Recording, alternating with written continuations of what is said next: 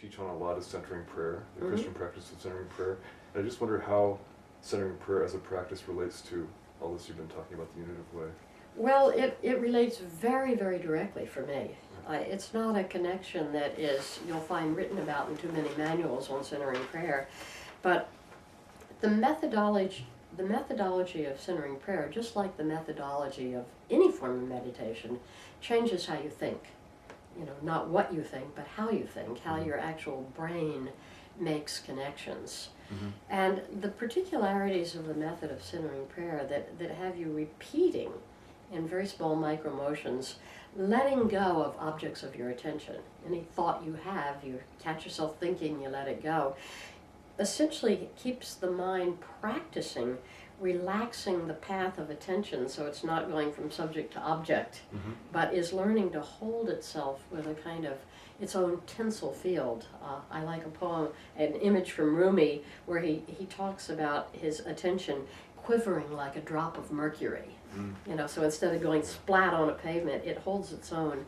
And centering prayer really helps you begin to get acclimated to this kind of an attentional field, which I think is one of the very strong physiological prerequisites to hold non-dual consciousness as a stage of being, as a permanent, stabilized viewing platform, rather than just a mystical state that you hit. So the centering prayer folks don't know they're learning that, and there's not really much of a theology to support it yet. But when I get to spend time with people that have been doing it for a long time, like the retreat I was with people in Florida last week, some of them have been practicing it 25 years or more. And you just understand there's a quality of seeing and a quality of perception that's really come to maturity in these people that allows them to entertain a different kind of reality. Interesting, very interesting. Are there other practices Christians are doing besides centering prayer? Is that the main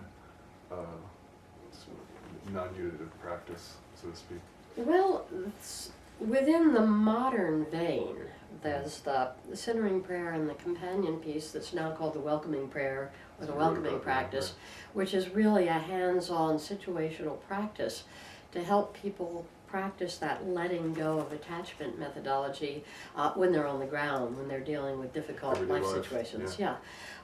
So those are the new kids on the block, but the classic contemplative transformational practices have been Lectio Divina, the deep, prayerful, meditative reading of Scripture, the chanting of Psalms, not the saying of it, but the actual engagement of the whole vibratory and breathing mechanism, and the classic practices that we get from the Rule of St. Benedict, around the balancing of your daily life between prayer and work, between a rhythm of being alone and being together. So there are a lot of transformative practices, and the core transformative practice in Christianity has come with a very bad name for it of humility, which most people think is groveling or but it really is the active practice of letting go, or the theological term for it is kenosis, making space for something else to happen by not asserting your entitlement. And whenever you're asserting your entitlement, you're asserting your egoic self rather than transcending it. It's a subtle problem, I suppose. Yeah. So we don't understand the actual powerful transformative practices at the heart of Christianity because they've been so long just passed off as moral and ethical principles of how to be nice. You know? Yeah, right. You know. Talking about Jesus, there was some line in one of those books about Jesus being a really nice person. Yeah, that was Stanley Hauerwas, one of the great Christian theologians from the South. He said that all he learned in Sunday school when he grew up was Jesus was nice, and he wants us to be nice too. You know?